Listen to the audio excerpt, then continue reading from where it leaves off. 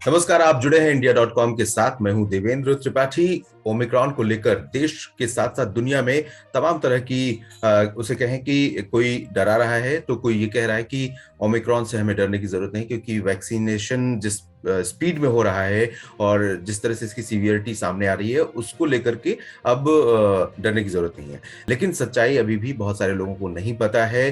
Doctor धीरज कौल हमारे साथ जुड़े हैं, हमने इनवाइट किया है आज उनको, और न्यूयॉर्क से जुड़े हैं। बहुत बिजी शेड्यूल है उनका, लेकिन फिर भी समय निकाला है क्योंकि बहुत जरूरी है उनका समय हमारे लिए। और हमने देखा है कि चाहे वो पहली वेब थी चाहे दूसरी वेब, इंडियन टेलीविजन पर आते रहे हैं और इंडिया को, इंडियन मेडिकल कम्युनिटी के साथ साथ आम लोगों को भी वो बहुत बारीकी से और बहुत सफाई से सरल भाषा में इस वायरस की सच्चाई बताते रहे।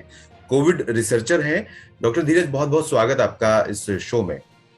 और सबसे पहला सवाल मैं आपसे ये जानना चाहूंगा कि ओमिक्रॉन को लेकर के, चाहे इंडिया की बात करें या साउथ अफ्रीका की, या फिर हम यूके की जहां पर मामले बहुत तेजी से बढ़ रहे हैं, डेनमार्क, यूके जहां पर चिंताएं बढ़ रही हैं और कोविड की तीसरी लहर को लेकर लोग डरने लगे हैं। तो अब तक जो रिसर्च हुई है पूरे दुनिया में, चाहे वो WHO हो या फिर इंडिविजुअल कंट्रीज हो, क्या कुछ आपके हिसाब से किस जगह पर हम स्टैंड कर रहे हैं? क्या हम इसके बारे में राय बना सकते हैं, सीवियरिटी और इसके ट्रांसमिशन को, दोनों को लेकर के? नमस्कार, thank you for having me on the show. देखिए, अभी तक जो हमें पता है ओमिक्रॉन के बारे में, अभी तक जितने भी कोविड के वेरिएंट्स आए हैं उसमें सबसे तेज ट्रांसमिशन की कैपेबिलिटी रखता है। जी। तकरीबन 300 से 600 गुना ज़्यादा एज कम्पेयर टू डेल्टा। और अभी तक जो केसेस दिख रहे हैं उनके अंदर सीवियरिटी ऑफ डिजीज़ शायद डेल्टा से कम देखने में आ रही है, लेकिन ये डाटा अभी बिल्कुल क्लियर नहीं है क्योंकि अभी यंगर लोगों का डाटा हमारे पास ज़्यादातर आ रहा है, तो बायस डाटा है। लेकिन अगर आप इसकी तीव्रता से देखें तो पहले ये इसका डबलिंग टाइम 3 से 5 दिन था, अब 1.5 से 3 दिन में नंबर्स डबल हो रहे हैं। जी। अमेरिका का अगर आप नंबर लीजिए तो 22 नवंबर को हमारे पास 75,000 नए केसेस ऑफ कोविड थे। आज हम लोग बैठे हैं 19 दिसंबर में, अप्रॉक्सीमेटली ले लीजिए 1 महीने से 3-4 दिन कम, और ये नंबर डबल से भी ज़्यादा हो चुका है, 163,000। जी। डेथ का जो नंबर है वो हल्का सा हमारे यहाँ पे बढ़ा है। जो 876 पर डे डेथ्स हो रही थी, आज वो 1653 है, ऑलमोस्ट डबल हो चुकी हैं। अगर आप यूके का नंबर लीजिए तो 10 नवंबर को 40,000 नए केसेस थे।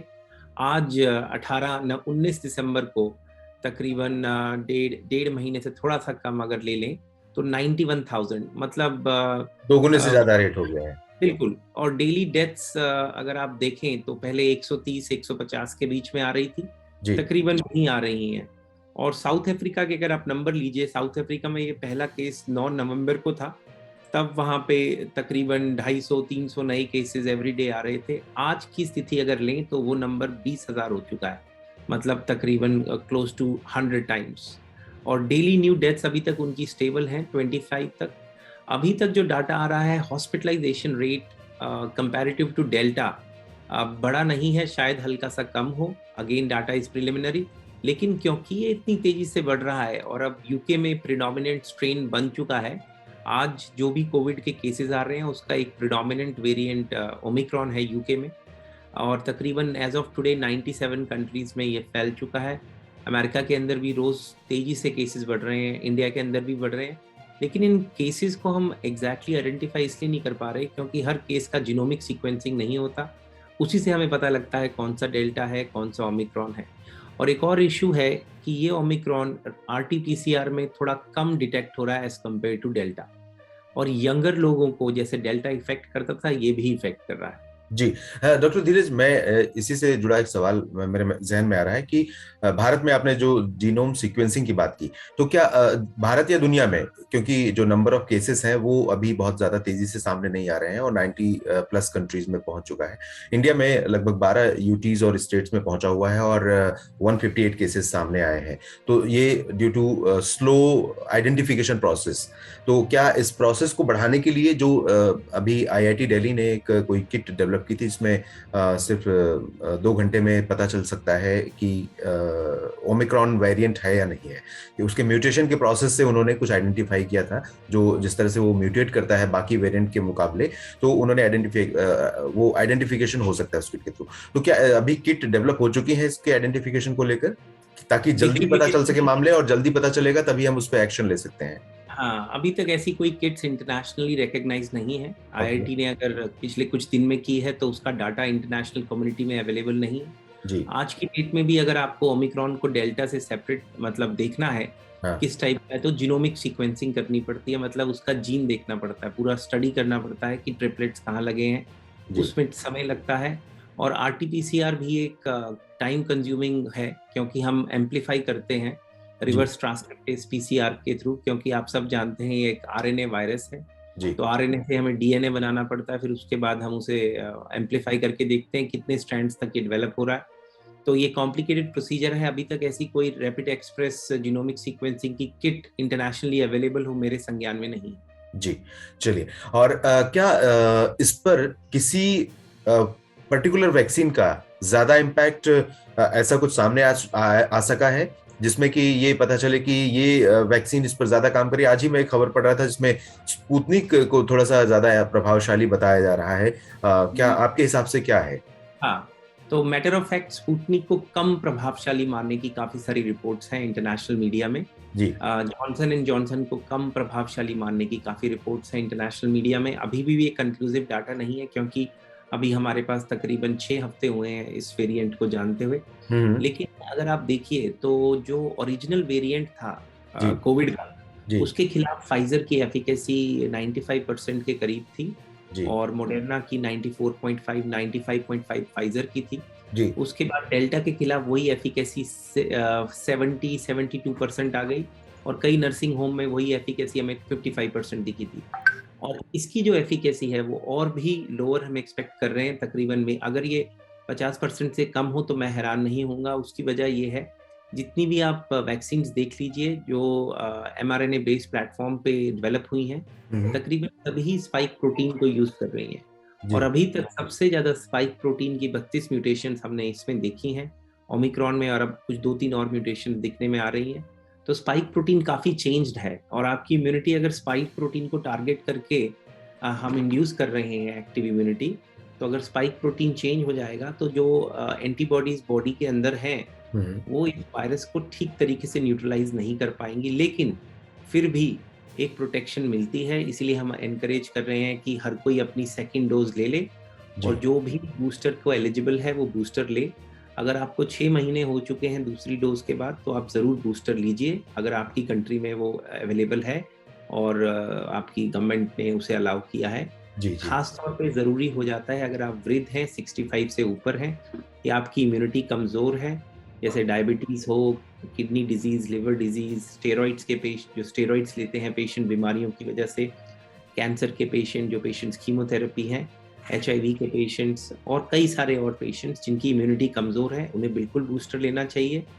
और ये समय है कि आप अपना ध्यान रखें, मास्क डालें, कोविड अप्रोप्रिएट बिहेवियर मेंटेन करें, और अगर ज़्यादा ज़रूरी ना हो तो पब्लिक गैदरिंग को अभी थोड़ा अवॉइड करें। बिल्कुल। आखिर में एक सवाल और आपसे, थर्ड वेव को लेकर यूके, US, डेनमार्क, इंडिया या फिर किसी और कॉन्टिनेंट या कंट्री में आप देख रहे हैं किसी तरह से आशंकाएं, जो एविडेंस अब तक आए हैं, चाहे वो नंबर्स ऑफ केसेस हो या सीवियरिटी हो, आपको क्या लग रहा है, आपका क्या असेसमेंट है? हाँ, देखिए अगर आप वेस्ट में देखें तो ये 5वीं और 6ठी वेव हम इसे कंसिडर कर रहे हैं, आ चुकी है। यूके के अंदर आप नंबर्स, इतने नंबर हमने बड़े आज तक नहीं देखे। US के अंदर भी नंबर्स बढ़ रहे हैं, जी। लेकिन हमने इससे ज़्यादा नंबर्स देख रखे हैं, लेकिन सीवियरिटी अभी तक उतनी नहीं है। देखिए वेव का सिर्फ कोविड होना एक स्टेटिस्टिकली इम्पोर्टेंट है, लेकिन वो कोविड अगर आपको है तो आप उसमें से कितने लोग हैं जो सिम्टोमेटिकली सिक हैं या एसिम्टोमेटिकली सिक हैं। अगर सिम्टोमेटिक हैं तो माइल्ड, मॉडरेट, सीवियर कितने हैं, उसमें से कितने हॉस्पिटलाइजेशन हो रहा है कितनों का, और कितने ICU पहुंच रहे हैं, और कितनों की डेथ हो रही है। जी। ये डाटा अगर हो तो इससे और क्लैरिटी मिलती है, अभी तक ये नहीं है। और ये जानना ज़रूरी है कि अभी भी हम ये समझने की कोशिश कर रहे हैं कि इसकी सिवियरिटी कितनी है। अभी उसके ऊपर पूरा क्लियर कट डाटा नहीं है, अभी तक प्रिलिमिनरी ये कम दिखा रहा है।